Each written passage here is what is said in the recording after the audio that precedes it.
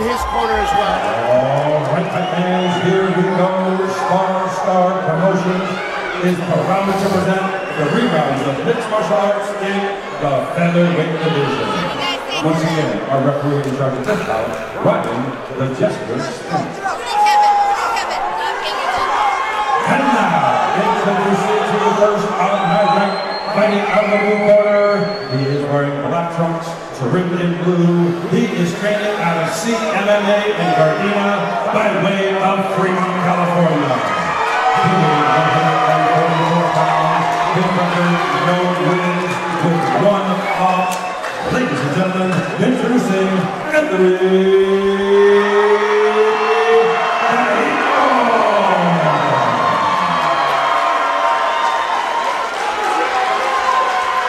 His opponent, across the cage on my left, fighting out of the red corner.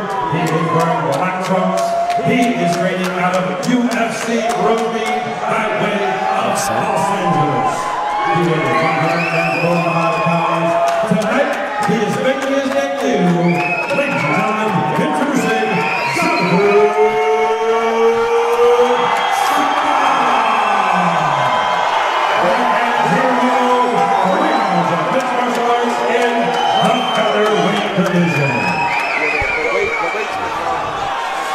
So here's an interesting thing to note. Caito, the CMMA guy, his head coach, Chad George, is in Canada right now, cornering Dominic Clark, meaning his regular head coach is not in his corner. Not that that's a huge disadvantage, but it's something to keep in mind. Right. Yep, we'll see if that plays a factor as this fight goes on. Yeah, because Chad has a real close relationship with all his guys. Oh, man. Chapa looks wild to me. Yeah, throwing some bombs right away. Nice takedown. Oh, beautiful takedown. He's doing a great job of controlling the hips here and trying to work around and make his opponent accept bottom position. But he is not taking it easy. Doing everything he can to try and get his hips back up off the mat. Doing a fantastic job of not accepting bottom position. Oh, but he might have mount here. If he can turn Caito's body to the left, he may be able to secure mount with 90 seconds left in the first round, where both guys are fresh and nobody's sweaty yet. Wow, this is terrible for Chapa. Yeah, this could be an early stop here. I don't know that Chapa knows how to get out from this position. Especially if Caito's able to turn Chapa and put Chapa's head against the cage. If they adjust slightly to right angle, what's going to happen is Chapa's head gets put in the cage and he can't stop the strikes because he can't move his head. He needs to kick off, but he just took all his space away. Yeah, I thought he was going to kick out away from the cage. And he pushed himself away. 100% agree. Oh, man. The only thing saving Chapa right now is that he's physically strong and he's just gluing himself to Caito. But here's the thing, if the energy expenditure that's going to happen from that bottom position, trying to get a guy off you from mount, it can be extremely exhausting. He might be looking for a mounted go-go here. See how he fed his, he had his right leg up real high. Yeah, I thought maybe he was waiting for Chapa to turn to the side and go for maybe like a monoplotter or something, but he's still in mount. You got to wonder how much arm strength Chapa's going to have if he keeps trying to control his opponent's body with just his arm. Armbar attempt. That's going to do it. Oh, he might get this. He's thinking about tapping. He might slip out. He needs to get the thumb to the ceiling. You can see him fighting with the hand. Thumb to the ceiling now. He's going to get out. But Chapa is just he needs to elevate his hips. He needs to. Oh, he gets saved by the what a finish to the first round. What he needed to do was bend the arm to the side over the hip. He was trying to bend it straight up his center line. He needs to move the arm off to the side. So sometimes I see guys in dominant positions like mount go for submissions when I feel like they should have been striking. Yeah. Because there was 20 seconds there in mount that he was going for that sub, and not that it was bad that he was looking for the finish, but he had punched the guy in the head 10 times. In a 2-minute round, yeah. You know, where you get a dominant position, make the most use out of it as you can. You're a pro and you got 3, 4, 5 minutes to work once you get the guy down. But man, when you got 90 seconds almost at most in an amateur fight, you have got to get the output going as quickly as possible to get the dominant position. And I'd like to take my hat off to the referee for not stopping it, because in a lot of amateur shows, when the arm gets really extended, they'll just stop it. Watch an educated referee who could see the hand positioning, and in my opinion, that's what saved him initially. He was turning it like thumb up, thumb down, and he couldn't quite get the angle of the leverage. Exactly, and for the viewers at home who are not familiar with jiu-jitsu, you want the thumb pointed towards the ceiling when you're going for that arm bar. see what Chapa's got now. He understands that he's not going to be on bottom. Chapa looked like he had some good wrestling. Looked like he came out and feinted a takedown early on. I would like to see him try and use his hands, set up a takedown, and get top position of his own. And right away with the takedown, Anthony, he's going to end up on bottom. Trying to connect the hands, but can't do so just yet. If he's able to get his hips out from underneath him, oh, he's got him. There you go. If he sucks those hips out a little further. Oh, yeah, he can't grab the fence. I'd like to see a warning there from Justin. Oh, beautiful takedown. Oh, full mount again with 90 seconds on the clock. I mean, he's not all the way to full mount. He needs to slide his body up slightly more, but you can see both legs are trapped in between Caito's legs. Very similar to what we see Khabib Nurmagomedov of the UFC do. If he can slowly slide himself up to mount, which it looks like he's going to start doing, he will be in a great position to start doing damage probably in about 10 seconds. Well, this is deja vu for Chapa here. And again, just holding on for dear life. Well, trying to strike from the bottom, but that's usually not a winning proposition. He doesn't see how he's going for this mounted, like you said. Yeah, it's like an S-guard almost. I think he wants a go-go. No, he wants that S-guard. He's looking for the right arm for an arm bar. Oh, he might get this arm bar here. Clear the head, clear the head. Oh, full mount again.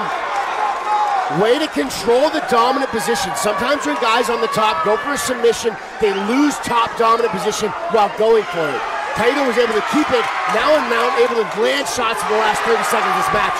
Or last 30 seconds of this round, excuse me. And he's so confident in the mount now. You see him just, he's like, might as well be sitting on the couch watching TV. He knows there's no danger of getting reversed here. And not only that, but it's smart energy expenditure. His opponent is on the bottom, fighting for his life to get out of this position. Guy on top is kind of cruise controlling. And landing not the biggest strikes, but chip, chip, chip, chip, bang. You see that health bar slowly going down. He's going to go for that arm at the buzzer again. Oh, he might get this under the armpit. He's got tucked under the arm. Oh, saved by the belly. Oh, man. Wow. He gets out, he's still got punched in the face. Right. Yeah, and it looks like he's got to be pretty confident in that mount because the escapes coming from Chapa are nearly non-existent. So, yeah, and you can tell that it's one of his primary spots. The way he gets that mount, starts feeding that leg up to attack the arm. Chapa's people are going wild. They want to see a turnaround here in round 3. I'll give Chapa credit for being tough because he was stuck in a couple tight arm locks and managed to get out. He's also minimized a lot of the damage, too, that he probably should have been taken from the bottom of the mount. And not only that, but throwing strikes back from the bottom mount, which in my opinion is a little wild. But I'm not mad at a guy who wants to keep fighting. He's going to get taken down again, but he just doesn't have the ability to stop. Well, he's got to spread his legs. He allows his hips to get controlled and keeps his legs in tight, which allows him to get taken down easily. He's squeezing here. He's trying to guillotine, but this is a bad position. Yeah, he's gonna get his guard passed. And look, he's extending those legs with full strength. This is gonna be exhausting for him and very hard to finish. You know, he's throwing up a Hail Mary right now, and from outside perspective, we can tell that this isn't gonna work. But he's doing what he can to try and prevent himself from taking damage or get a submission, which, yeah, he's gonna present himself with damage for probably a short amount of time. But as soon as he pops his head out, his arms are gonna be spent. Yeah, he's going to be exhausted as soon as he lets go of this guillotine. And he's in a tough spot back against the cage, head against the cage. Your body's hard to move, your head's hard to move, and you are much easier to hit. Which is my favorite thing with ground and pound. If I can plant a guy's head against the wall, whether I'm in side control, half guard, or guard, the head can't move, and it's much easier to start draining down big shots. Even here, I would like to see more shots from the top. He has great jiu-jitsu, but don't control. You're in here to fight. Start smashing. I think, you know, it's the physical strength of Chapa. Like, even with one arm around your head, he's having a hard time clearing his head. He finally did it. You know, it looks like he's looking for a double wrist lock here. Chapa's got the right arm over, looking for the right arm of his opponent.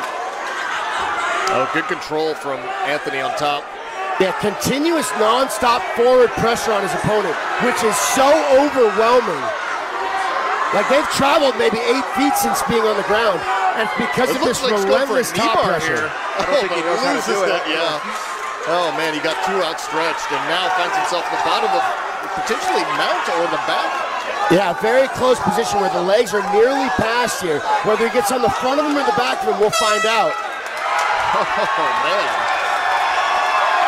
Dominant technical performance from Caito, but you know, hats off to Chapa for being tough. He just gained.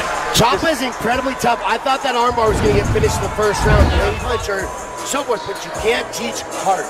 And Chapa has a ton of heart, especially escaping that armbar in the first, or surviving, not escaping, surviving until the bell rang in that first round.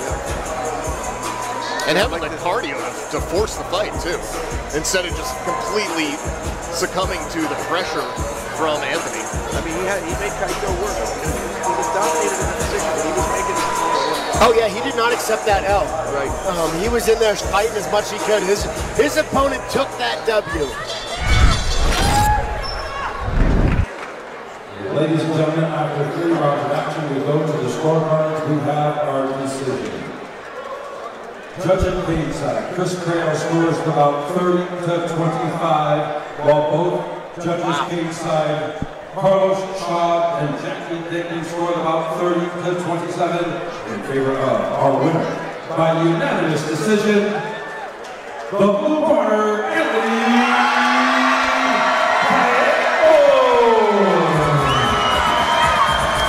I can see 30-26. 30-26, man. 25, no. 2 10-8s. Round 1, I can see is a 10-8. Yeah. I can see that. It was close to a finish. Yeah, apparently 2 of the judges giving 2 10-8s.